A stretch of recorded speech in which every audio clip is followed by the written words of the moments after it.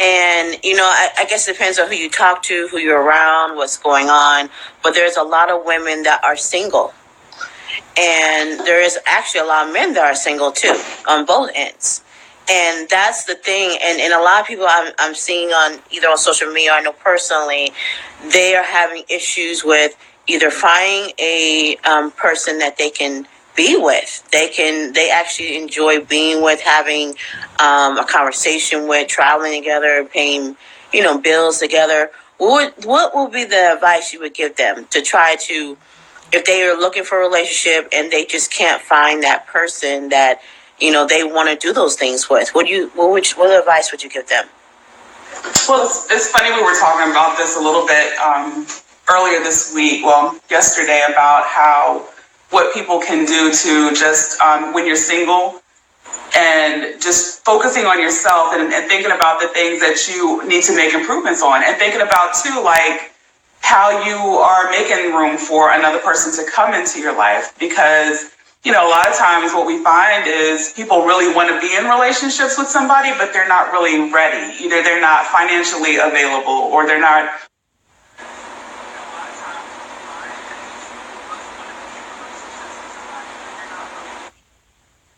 Maybe they're dealing with heartbreak.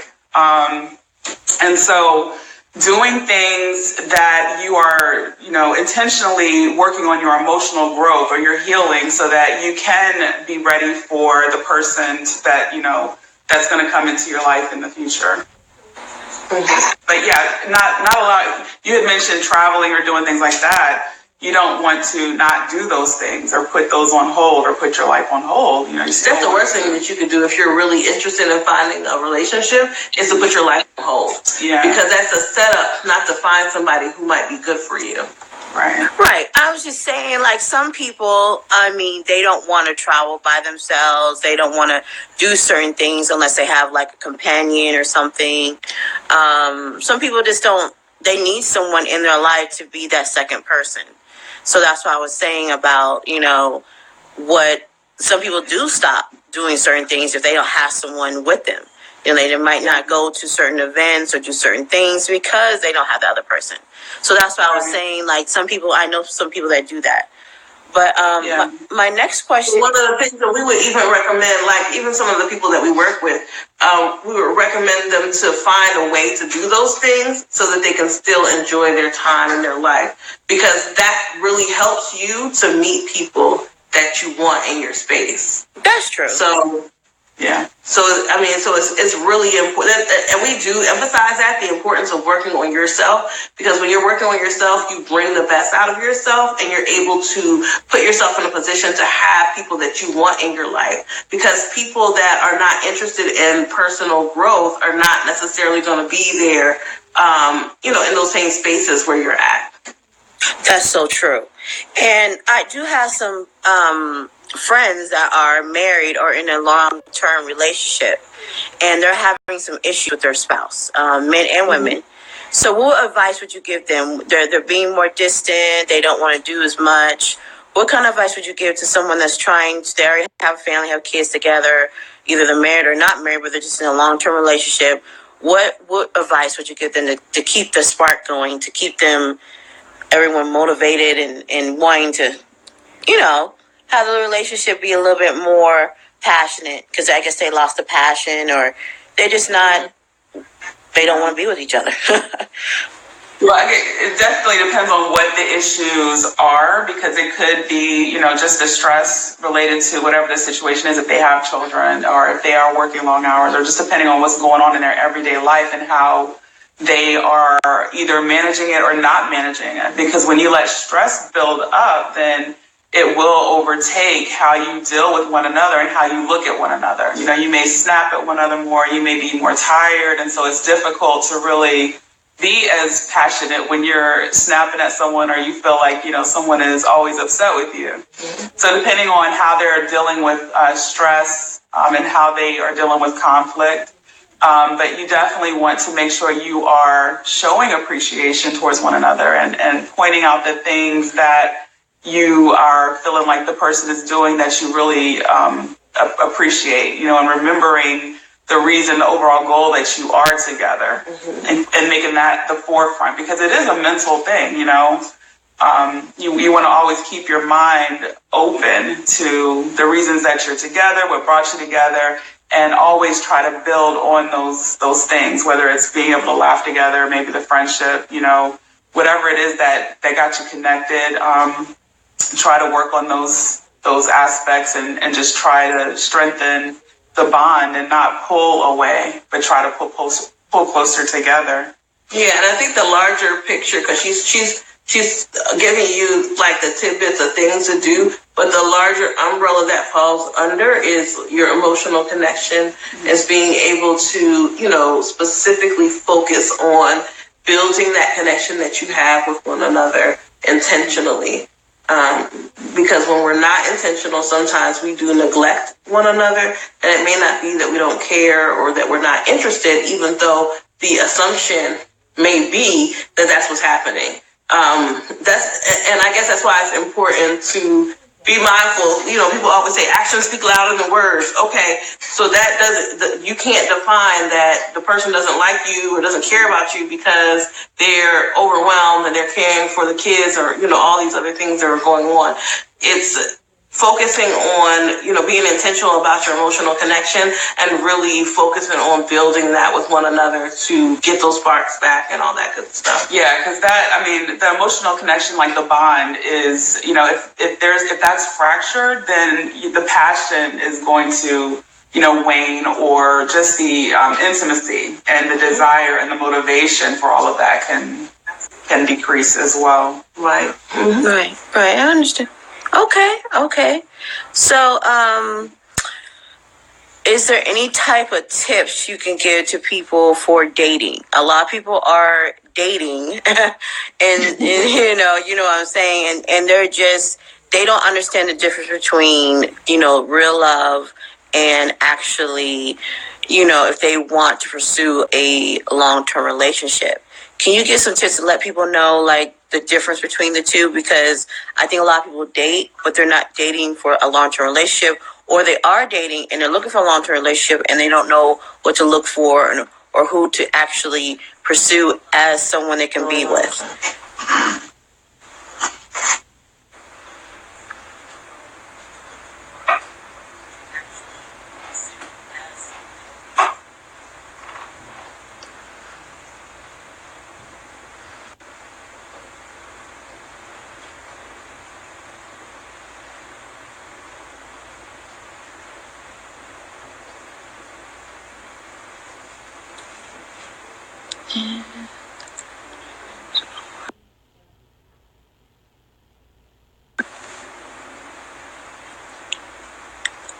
Ooh.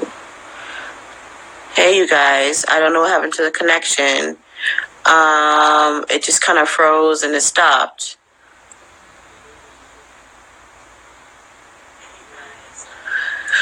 That is so true. Pal B, sorry, I said your name wrong. I know. I don't know what happened. It was kind of like I saw my phone go like this, and they're back. I think they're back. Yes, there we go. Hold on. Let me just add them back.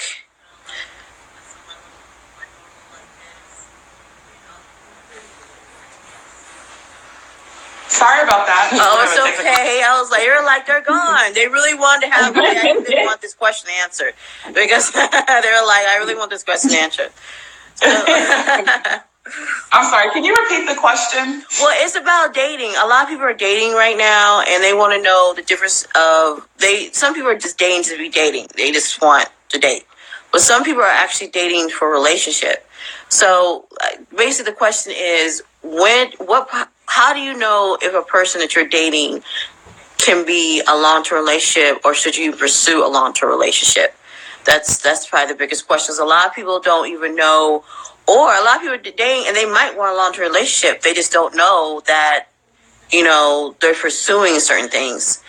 You know what I'm saying? Like, a lot of people are doing things that are for long term. They've been dating maybe 3 people for like years. And, you know, but a particular person they are may lean more towards, but they might be scared to pursue, like, oh, do you want to be in a long-term relationship with me? Should we be together? You just never know. So when should you actually start looking to be in a long-term relationship? When you're ready to be in a long-term relationship? What's the signs? Well, one of the signs is you be interested in knowing more about the person, spending more time with the person. You feel comfortable. And this is you're ready. You'll feel comfortable sharing more information with that person.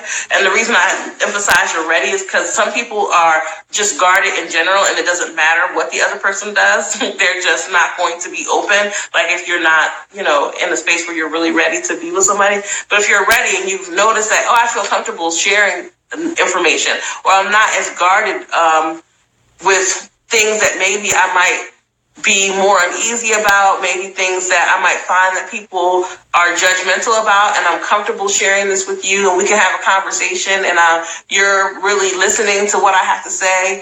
You're concerned about me, you're interested in my well-being, all of those things are things that would be signs that maybe we should take this to another level. I like to always say, make sure you know the person well enough. So someone older told me once back in the day when I was dating, date through the seasons. So, and I always liked that. I always thought about that, like, wow, that's true. Like if you date someone, you start dating someone in the fall, they'll go through the fall with them, you go through the spring, the winter, or summer. You give it a good year. And hopefully within that time, you can kind of see the different things that make them happy, or the things that stress them out, or the things that make them tick. Hopefully that's enough time to really get to know the person and get to know if that's someone that you can really take it, to the next level with, and maybe do something long term with. You have to know yourself. You have to know your values. You also have to know the things that, you need from a person in terms of a friendship or intimacy. So a lot of times people don't really know themselves to know if they're ready to be with someone. Right. For a long period of time. So that's also key, is knowing yourself, knowing your values, knowing what you need in terms of, like, if you get stressed out, does it help if you have someone that just knows how to calm you down? Do you need someone in your life who is willing to tell you no, as opposed to a yes man? So just, doing the balance. And so that's a lot of information, I think, but going through the seasons gives you enough time to really maybe take that into account, some of those things. That's so true. I did that. Went through the seasons, and then by the springtime, I was like, Right. Yeah, because you got to know the person during the holiday seasons, because the holiday seasons, I think, are most important. That really shows people if they want to share your family with you and do certain events with them during the holiday season. So Thanksgiving, Christmas, and New Year's, those are the most important times, I think, to really show that you want to be with that person personally. I mean, and there's a lot of things that you have to take into account. Like, we work with all different ages, relationship levels. People may already have children, but they want to meet someone and maybe get into a long-term relationship with someone who's not necessarily the children's parent. So it's like, when do you make that decision to introduce those other people that are very close to you to this, person that you are starting to really get interested in? Right. So, yeah. Right. So, once you realize you do or you don't, then you can move on from it and be like, okay, this person needs to be cut off from my life, because I don't want this person to be involved, with me, long term. So I think and that's, what, you brought a good point. When is the best time, if you have children and you're dating someone, to tell them, to introduce your children to them? Well, I guess the real question is, do your children know that you date, number one? You don't want to just spring it on some children. Here's my... So first of all, you have to gauge your children. You have to gauge the relationship. Again, how comfortable do you feel with this person? Do you feel, is it to the degree where this would be beyond a friendship? So So it really does go with your comfort level. It really does go with your level of being able to connect with this person. We know that people do grow as time goes on. So, even though you knew yourself in your 20s, you might be 30, 35 and be trying to figure out who you are right now in the space. So are you okay with the fact that people transition, and are you okay with transitioning with this person? Like, really thinking about those things, I think will help you to determine, like, okay, I'm good with transitioning with this person. This person is supportive. I can depend on them. Of course, nobody's going to be there 100% of the time, because it's really unrealistic to think that somebody can be there to help you 100% of the time. But their intentions are to be there. And most of the time, they're able to be there to support me and, all that good stuff. If you're finding that there's, those levels of connection, then it's probably a good time to introduce them if you're determined, if you both determine that you're moving forward. So no assumptions either. We created a dating guide, of course, back in the holidays. We may revisit that, where we gave people time frames. Mm-hmm. So everyone's different, obviously, but introducing someone to your family, and making that decision is probably going to happen after the first 6 or 9 months of being with someone.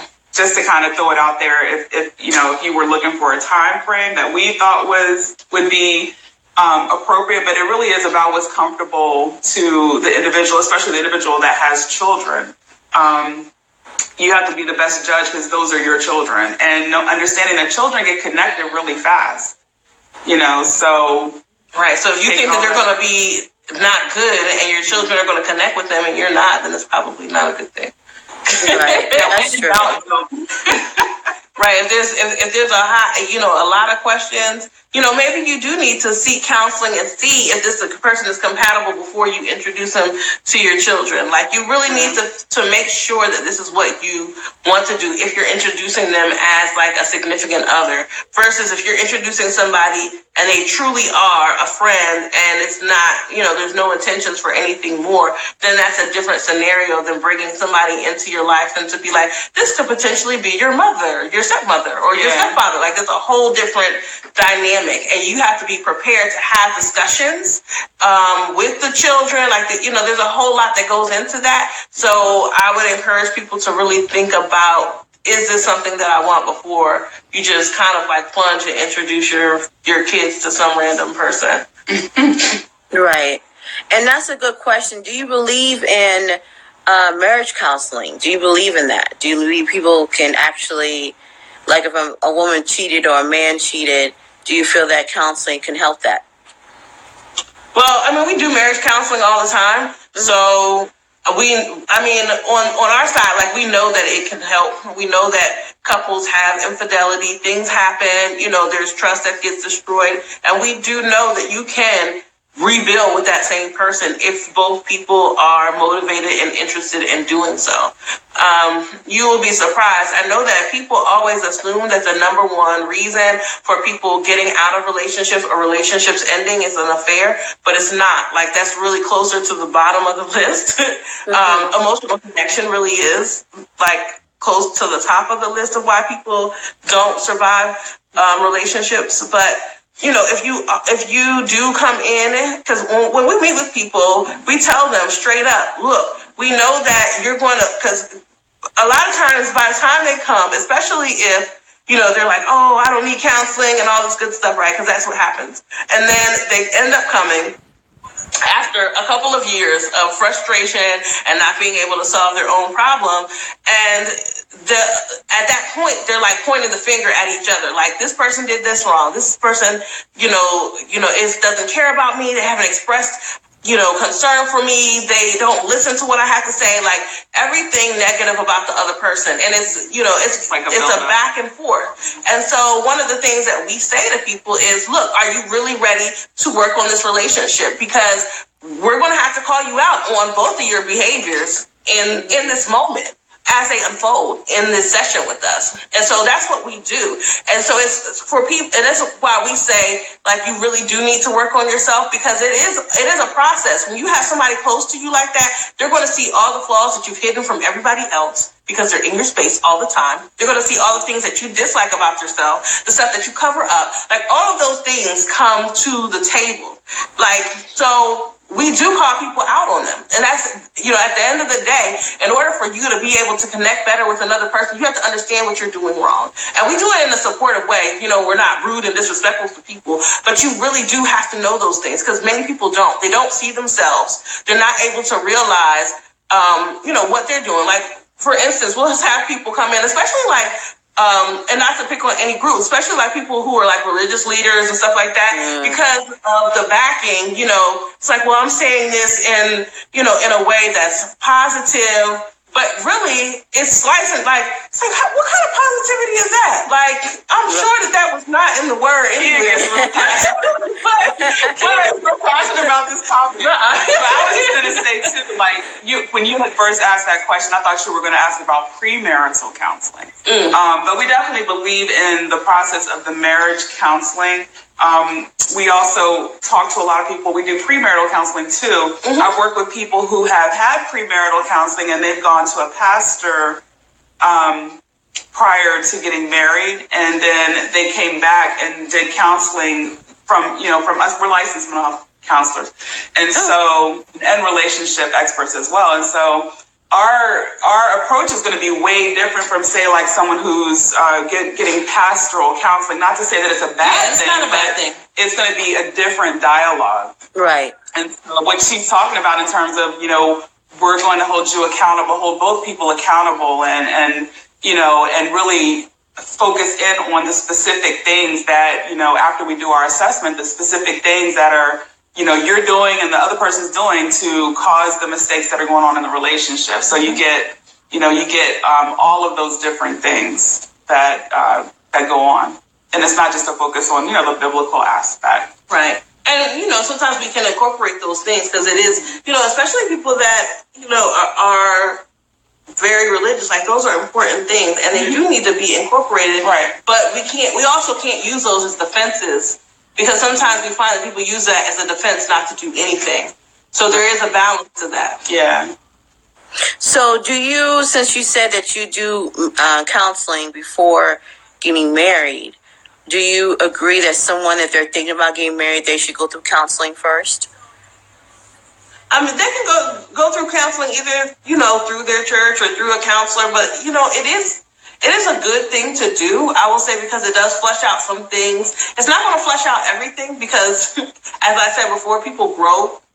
And, people have different things that may make them think different ways as they get older and as they move on through their course of their journey of life. But it definitely can be helpful. You go to premarital counseling, to having a lot of dialogue. Yeah, but she had mentioned going to counseling, like, when you are dating, and then say, like, you're trying to figure out if you should introduce your children to that person. She was saying, go to counseling. I was like, you really know you are committed and invested if you go to counseling with that person. So the premarital piece too also speaks to the level of commitment, because it's a big commitment to go in and talk to someone that you don't know for like an hour and a half about your personal stuff. And you're doing it together. Like, that's a really good step in the right direction. Right. So, when you do the marriage counseling, is it different when they're married or when they're not, or about to get married? Do you have the same questions and concerns, or? Typically, the answer to that is no. Sometimes we'll have couples that have been together for 100 years. Right. But and sometimes theirs may look more like someone who has been together for a long time, just not necessarily the typical premarital format that we have, because they're at a different space in their relationship and in their life. So it is different for the most part, but sometimes there is overlap depending on their space or their stage in their relationship. Yeah. Okay. All right. Well, it's been about, I don't know how long it's been. Has it been 30 minutes? You said you had about... She has a I don't know. I know by already had to. Is there anything We like else? talking though. Is there anything else you want to like add to it or anything? Add to about relationships or just like an ending statement that you want to say about, what you do or anything else?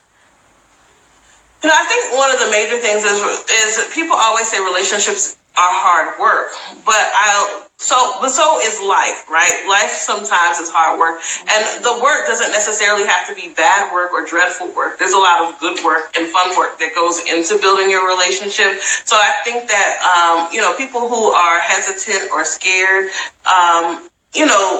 really think about the fact that there's a lot of positive that does come from being in a relationship. There's a lot of things that that you can benefit personally from being connected to someone. And I do know that for a lot of people it is hard because, getting down, being able to trust someone or let somebody in your space can be difficult. But as we know, there's a lot of growth that you can have personally and professionally that can come from being in a relationship. So I would say don't knock it out. Don't say that you will, don't think that it's just going to be a bad process, because it doesn't necessarily have to be that.